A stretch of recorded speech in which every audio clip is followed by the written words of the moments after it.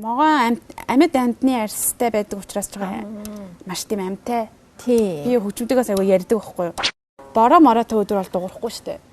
Оо, цаг агаараар ус их шалтгаалд юм байна. Наранд их дуртай, нардлаг өдөр дуртай. Нартай өдөр ингээ наранд гаргаад тавьчихаар маш сайхан дуурна.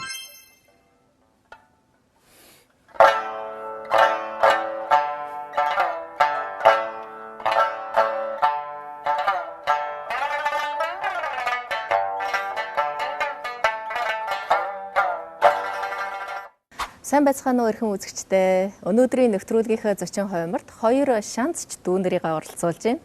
Эхлээд хоёр дүү нар маань өөрийгөө танилцуулна уу? За, сайн байцгаана уу. Намайг Сарангой гэдэг Монгол Улсын Улаанбаатар хотоос ирсэн Хятадын Төвийн үндэстний их сургуулийн хөгжмийн дээд сургууль шанц хөгжмийн мэргэжлэр магистрийн төвчөнд суралцж байгаа. Дайран сайн байна уу? Намайг Елна гэдэг. Одоо Төвийн үндэстний их сургуулийн дөө хөгжмийн дээд сургууль шанц мөрөгдлийн 3 дугаар ангиас суралцж байна. Шилэнгол аймгийн Жүжимтэн нутагтай. За нэг Монгол улсын болон өвөр Монголын хоёр дүүтэйгээ ингээд нэвтрүүлгэнд хамт оролцох болсондоо их баяртай. Тэгээд Сарангойтой би одоо анх танилцахад бол сургуулийнхын дээрх техник кафед уулзаад тэгээд хоёулаа их сайхан сонирхолтой одоо зүйлүүдийг ярилцсан. Тэгэхэд бол Сарангойгийн одоо Бээжинд ирж суралцах болсны одоо нэг чухал шалтгаан нь манай дэлхийн цаг пэйж хуудасаас Ван Ю багшийг авалж харсантай шууд холбоотой гэсэн тийм. Тэгээд энэ түүх надад их сонирхолтой санагдсан. Энийг хуваалцахгүй юу ихлээр. За тэгээ. Би 2020 онд байхаа одоо их сургуулийн бакалаврын 4-р билүү 3-р курст байхдаа Facebook хуудасаас дэлхийн цаг гээд пэйж хуудас байсан. Тэрнээс би ингээд анх удаа шанц хөгжмийг эрэгтэй хүн тоглож байгаа бичлэгийг олж хараад тэр нь тэгээд хятад хүн тэгээд би анх удаа тэр үед хятадд бас шанц хөгжим байдгийм байна. Бас эрэгтэй хүн тоглож болдгийм байна гэд тэр үед тэр бичлэгийг үзээд маш их сониучрахад ингээ гайхчихсан. Тэгээд бас тэр бичлэгэн дээр манай Ван Ю багш тэр үед юм би цахилгаан шанц хийсэн байсан. Өөрөө шанцыг цахилгаанжуулаад маш гоё юм өөрөө залуу болохоор юм орчин үеийн те хүн байстай болгоод тэгээд тэр багшийн тухай тэр богинохомчлыг үзээд би хөөх ямар гоё юм би одоо хөгжмөөрөө үргэлжлүүлээд ингээд болдог бол хятад сурах юмсан ингээд тэр үед зүгээр мөрөөдөл төдий хүн байсан тий. Тэгээд дараа нь ирээд бүр ингээд би яг тэр бичлэгийг нь үзэн Ван багш дээрээ сурна гэж бүр үнэхээр бодоагүй тэр үедээ. Тэгэхэд одоо тэрнээс хойш 4-5 жилийн дараа одоо Ван Ю багшнаа шавуулсан явж байна тий. Бүр үнэхээр их хувь тохиол гэж боддог. Тэгэхээр ялнаатай хоёул бас яг яаж танилцсан бilé? Тэр яг шанц хөгжмийнхөө одоо багштай танилцахад бас ялнаа их холбоос болж өгсөн гэж ойлгож болох уу тий. Тэгсэн би анх за нэг жил хятад хэлээ сураад дуусчлаа. Одоо яг мэрэгжлийн хичээлийг эхлэн штэ магистрийнхаа тий. Тэгэхээр тэр үед миний мэрэгжлийн чиглэл жоохон тодорхойгүй. Би өөрөө дунднаас ингээд жоохон толгой эргээд айгаад гэх юм уу тий. Барьцгүй байсан л да. Тэгээд би сургуулаасаа ингээд сургуулийн багшаас асууж байгаа шууд. Багшаа би ингээд мэржлийн чиглэлийг сайн ойлгохгүй тодорхойгүй яваад байна. Би анх бол шанц хөгжмөөр сурыг гэж орж ирсэн. Тэгсэн чинь одоо би ингээд шанц хөгжмийнхаа мэржлийн багшийг өөрөө ингээд олохгүй төөрөөд явж байна. Та надад туслаач гэхэд тэр манай багш маань бас нөгөө оффист ажилладаг тэр багш манаас шинээр ирсэн хүн байж таарч л дээ. Бас жоохон ажиллаа мэдгүй бид хоёр тэгээ жоохон ингээд ер нь бас шанц хөгжмийн багш байх уугүй юу гэдэг хоёулаа ч мэдгүй байж. Тэр багш маань хүртэл одоо би сайн мэдгүй байна. Баруун багш байхгүй гэж хэлсэн. Тэгээд би би тэгвэл одоо зүгээр хөгжмийн дуу хөгжмийн багш гэдэг мэргэжлэр сурах юм байна гэд бодсон явж ижээ. Тэгж явж байгаад би сургуулийнхаа биеийн тамирын ийм том нөгөө би тамирын талбайд тий дүүтэйгээ таарад ялнаатай сургууль эхэлж их анхны өдөр. Анхны өдөр байсан уу? Анхны өдөр байж. Хөөх. Яг ингээд нэрээ мэдүүлчихэд би бас сайн дурчвал болоод тэнд адилж ижээ. Тэгсэн чинь одоо шинэ сурагчаа ухтаж авч ирсэн юм уу тий? Тэгэхгүй үед манай сургууль нэр гадгаадын оюутны ирчээний ингээд харгалзаад хамжаа өгөөтэй л гэдэг.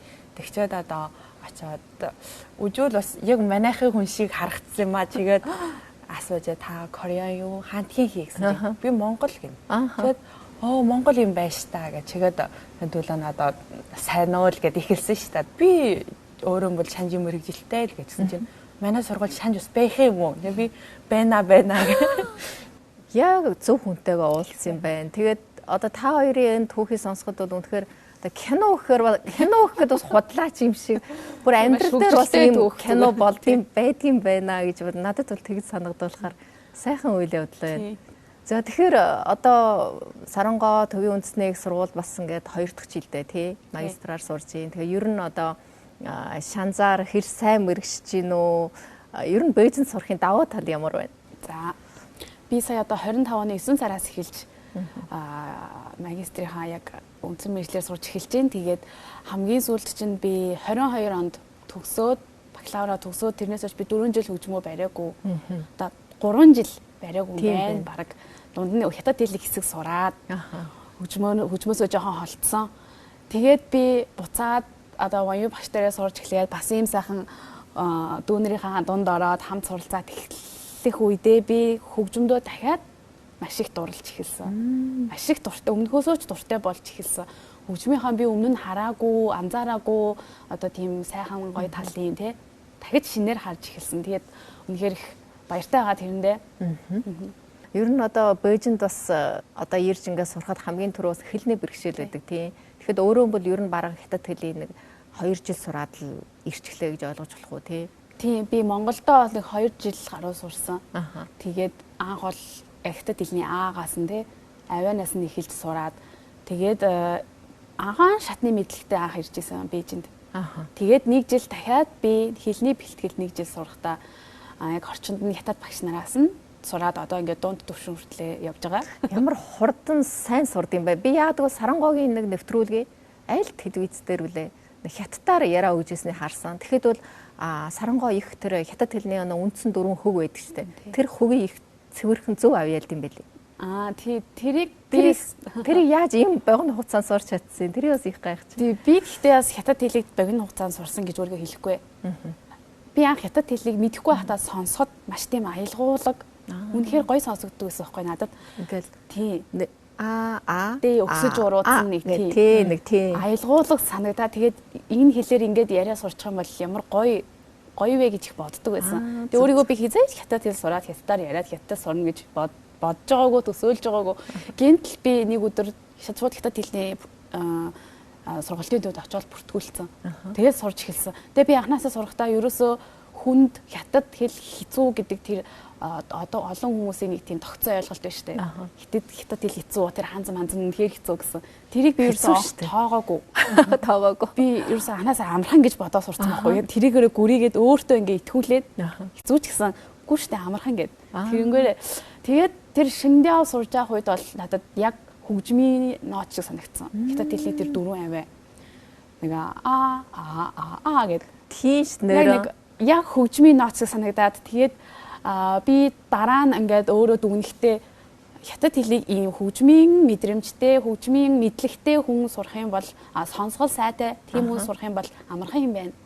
Нөр би одоо ёстой энэ дүгнэлтийг гэхөө ийм ойлголтын анх удаа сонсож байна. Яг хятад хэлний хөгийг бас ингээ хөгжмөнтэй уялдуулахаар бас нэлээд уянгалаг сонсогддог тийм. Хятад хэл ч өөрөө тийм яг тийм уянгалаг хөшөөж уруудсан хэл шүү дээ. Тэгмүүд яг хөгжим шиг тэр тийм болооч тэр би Шинжааны тал дээр надад асуудал тэр хөг авианы тал дээр асуудал арай гайгүйсэн гэж бодсон. Өөрийн чинь давуу тал бараг тэр ер нь надад өгсөн сэтгэл болохоор хятад хэлний давуу тал нь яг тэрэндээ байсан шиг санагдсан. Хөгийг их сайхан авьяалдаг байлээ. Тий угаасаа хятад хэлний гол чухал зүйл чинь бас тэр шүү дээ. Тийм.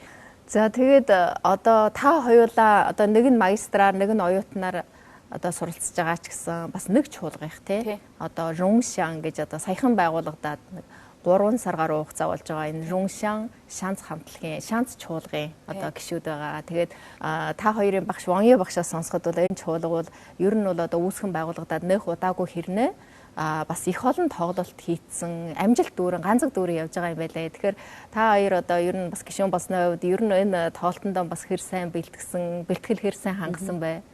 Анх одоо орж ирээд шууд манай багш маань Руншан босгоол шанцны чуулгаг үүснэ гэд шууд тоглолтын бэлтгэлд орж ирсэн.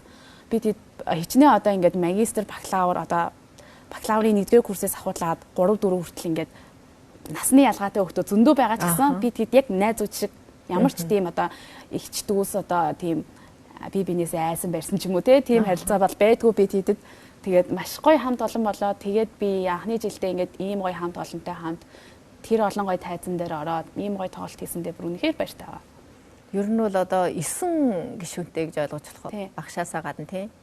Эсвэл тэгээд энэ эсвэл дотор одоо бас олон үндэстэн, олон улсын их одоо Руншан гэдэг утга нь болохоор бас их одоо өв нэгдэл тий одоо хамтын цогц юм уу тийм утга санаагаас илэрхийлэх байна. Энэ Руншан гэх нэрийг бит хоёр хамтарч байгаа төгсөн байдаг. Тийм үү? Хөөх ямар гоё. Багш маань анх за чуулгатай ямар нэр өгөх вэ? Хүн болгон одоо 3 нэрний санаа дэвшүүлээ гэхэд би чинь Чиншан гэж өгөөд манай дүү болохоор Рунин гэжсэн. Тэгээд багш за яг нийлүүлээд Сарангоо Илна хоёрын энэ хоёр ханзыг аваад Руншан өгөө гэд. Вау, ямар гоё нэр өгсөн юм бэ. Одоо ястай энэ хамтлаг бол үнэхээр маш завгүй ажиллаж байгаа тий.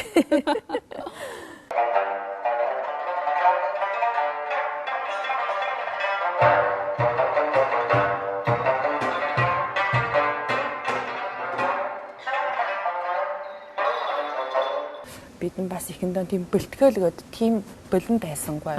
Бас өнөр цаг зам уу тийм биендээ бас жахан одоо ихэндээ одоо бэлтгэлд адалдаа ороод одоо жахан юу гэнэ сэтгэл санааны талын бэлтгэл тийм чанга байсангүй. Жиггүй манай өгч бол одоо майдуугууд одоо хаа байна уу?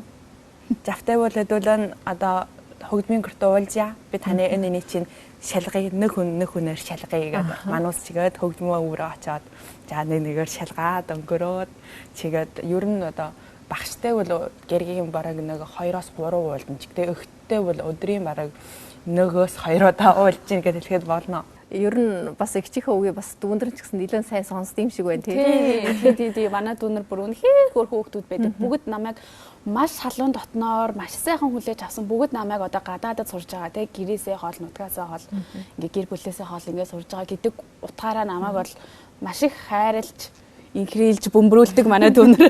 Ямар гоё хамт олон бэ. BBS-ын бас их юм сурж байгаа ах тий. Би өөрийгөө багшийнхаа анхны магистрийн шавна гэж сонссон. Тий. Тэгээд бас анхны гадаад оюутан нь тийм ч утгаараа манай багш надад маш их үүрэг хариуцлагыг шууд ингээ өгсөн л дөө.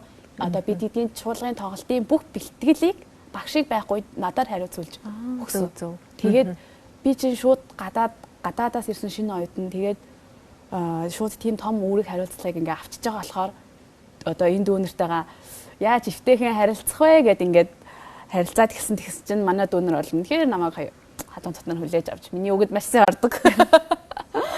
Ямар гоё юм бэ.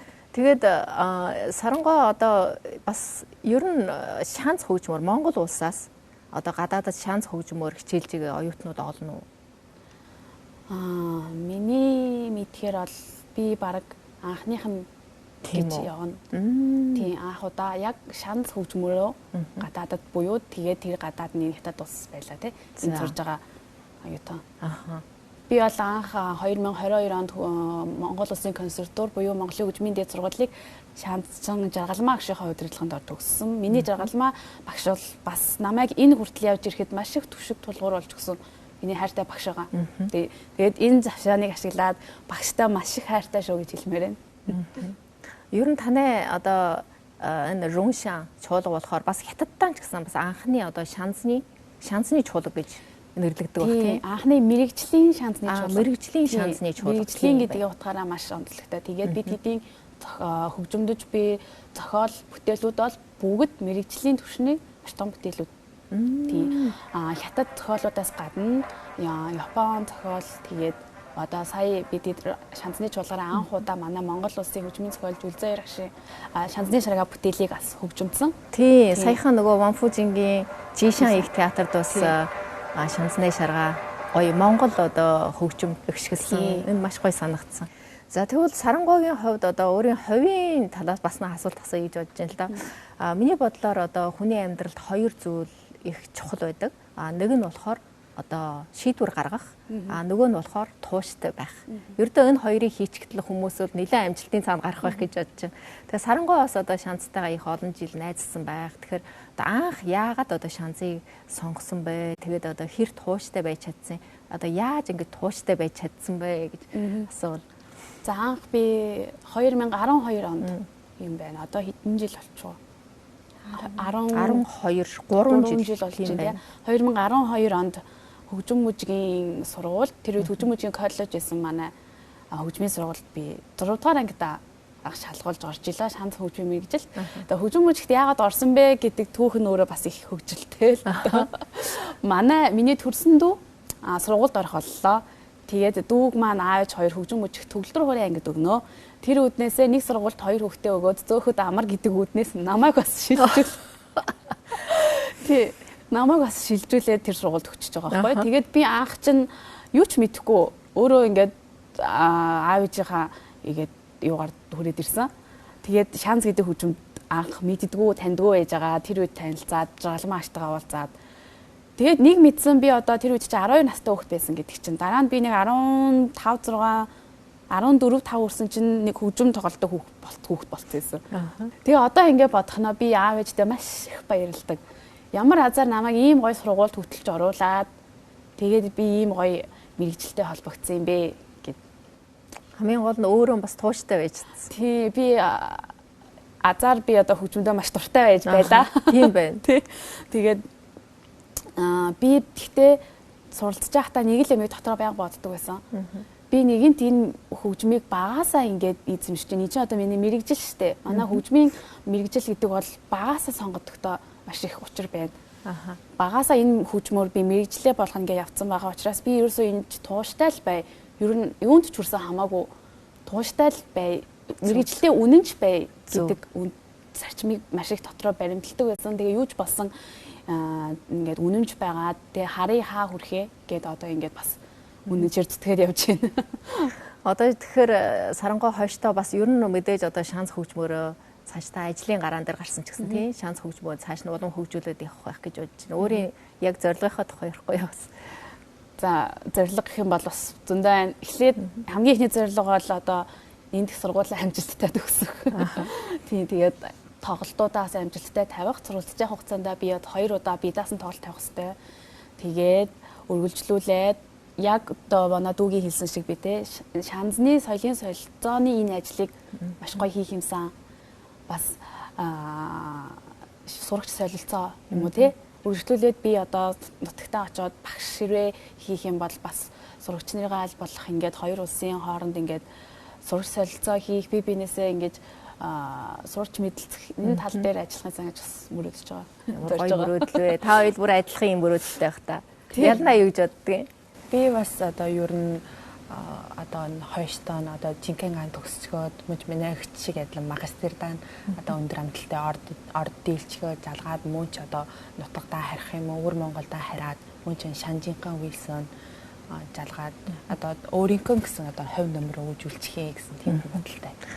Хоёр дүүгээ өстой үнэхээр их бахархаж байна. Тэгээд одоо ийм залуу шижгэнсэн залуу насандаа бас ингээ өөрийнхөө одоо уламжилт энэ хөгжмийн зэмсгэн тий өөрөө одоо өвүүлж аваа цааш нь бас ингээд мэрэгчлэр сураад бүр одоо цааш нь бас энд бас өөрийн гэсэн хувь нэмрээ одоо өргөё гэж ингэж одоо зорь зүтгэж яваа них одоо эрхэм нандин санагдаж байна.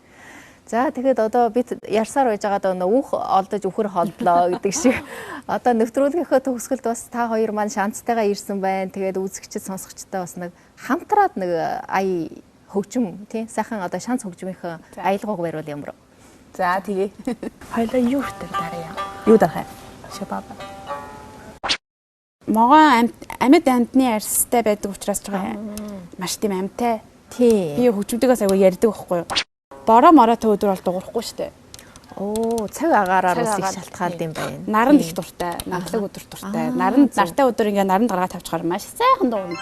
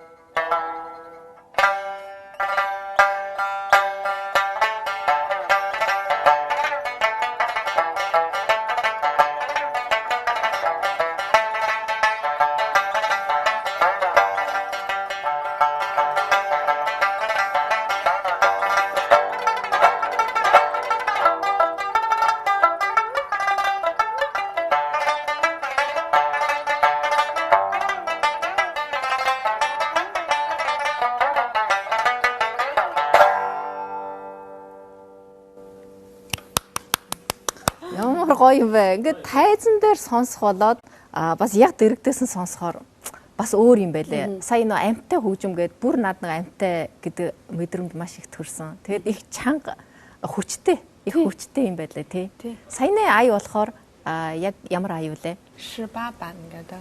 Одоо сонгодог ая гэж ойлгож байна тий. Энэ бол манай ингээд шанж хөгжмийн одоо ер нь ужуур бол шиж үжигийн одоо хавсраллах хөгжмөөс жинхэнэ одоо нэг готл хөгжимжүү шилтсэн хамаг анхны бүтээл мөн ч манай шанж хөгжмийнхаа бол хамаг одоо юу гэх хамаг сонгодог бүтээл. Тийчээд эндээс бол манай шанж хөгжим ер нь одоо өөрийн гэсэн одоо хөгжилтийн жамандаа одоо нэгдүгээр алхам маань одоо гараа юм байна тийм. Энэс хойшоо одоо бүр илүү ингээ хөгжиж гоцлол хөгжим гэдэг гоцлол хөгжим. Оо ямар гоё.